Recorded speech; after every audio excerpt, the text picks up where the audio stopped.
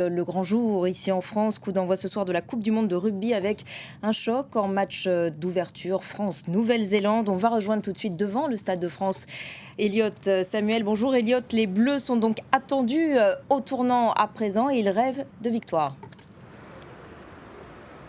Absolument, c'est en quelque sorte l'heure de vérité pour le 15 de France, pour les joueurs français, pour le staff de cette équipe de France qui, depuis 4 ans, a les yeux tournés vers ce 8 septembre 2023, vers ce match d'ouverture, ce match de gala face aux triples champions du monde, les Néo-Zélandais, ici au Stade de France, une équipe de France qui a préparé minutieusement sa Coupe du monde. Elle est montée en régime petit à petit ces dernières années, ces dernières semaines pour être fin prêt pour ce grand événement, pour pouvoir aller enfin conquérir pour la première fois de son histoire ce Graal et remporter la Coupe du monde. Les Bleus qui sortent d'une préparation extrêmement intense cet été pour pouvoir être prêts pour ce choc ce soir face aux Néo-Zélandais. Des Bleus attendus au tournant par les 80 000 spectateurs qui seront bien sûr présents ici au Stade de France, mais par tout un peuple, par toute la nation française qui souhaite enfin voir les Bleus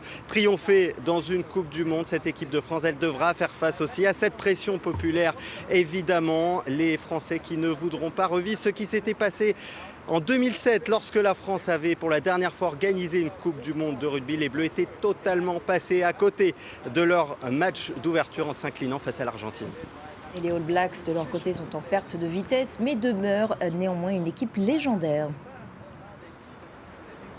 Oui, c'est une chose assez rare.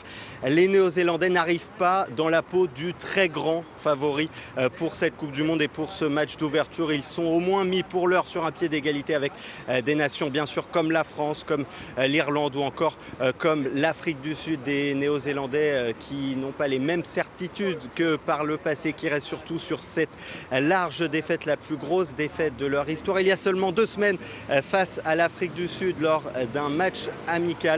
Des Néo-Zélandais en perte de vitesse, certes, mais qui ont été piqués au vif, piqués dans leur orgueil après cette défaite face aux Sud-Africains. Et les Français le savent, c'est ce qu'il y a certainement de plus dangereux de voir des All Blacks avoir une telle soif de revanche qui vont vouloir bien sûr montrer qu'ils sont toujours une nation très forte sur le rugby mondial.